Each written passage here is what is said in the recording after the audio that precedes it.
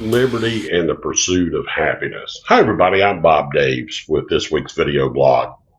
That's just some of the words that was in the Declaration of Independence that was signed on this day in 1776. When that document was signed, we said, we the people are tired of our lives being run from the British government in London. But it's often been said that if we don't learn from history, we're doomed to repeat it. So let's fast forward to today. It's not the British government from London telling us what to do. You know, we gained our independence years ago, but the crowd from Washington, D.C. telling us what to do. With all the snowflakes and the people out there with their hands stuck out saying, I want more free stuff like free health care, free college, and all the stuff that they can think of that they want for free. Let me clue you in on something. There's no such thing as free stuff. Behind that free stuff, there's taxpayers like myself that are having to pay for your free stuff. See, when the government was set up, believe it or not, there was only two things that the federal government was designed to do. One was to provide common defense for the country. That's an admirable thing. And the other was to settle disputes between the states over interstate commerce. That was it. Nothing more, nothing less. That's what I'd like to see the federal government get back to. Send everything else back to the states like the founding fathers intended for it to be done. So if you live in states like Illinois or California or New York or some of those other liberal states that want to give away free stuff, then let those folks in those states pay for it, not the entire country.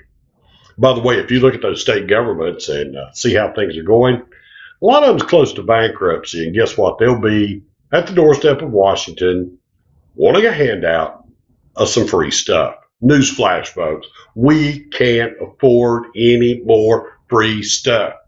If you want stuff, go out and do like the rest of us. Get a job, buy it for yourself. If you want to go to school, then go to school. Pay for it yourself. Well, you say, well, I can't afford it. Then do like and get a job. Work your way through school.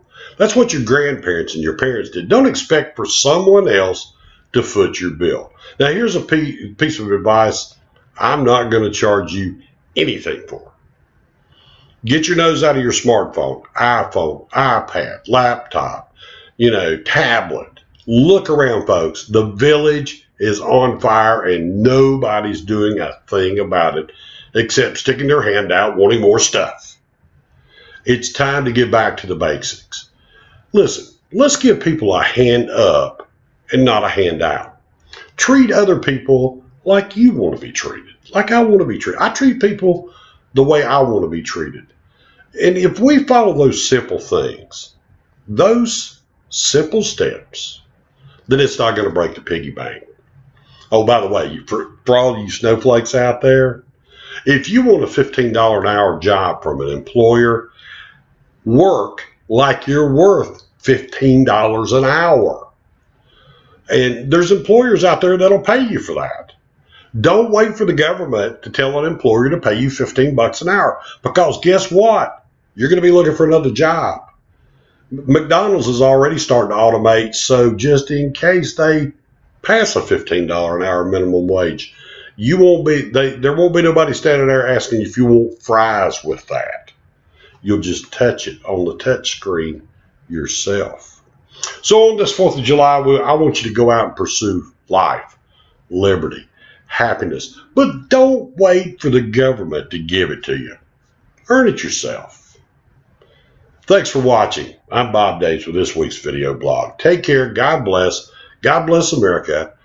Take care. We'll see you next week.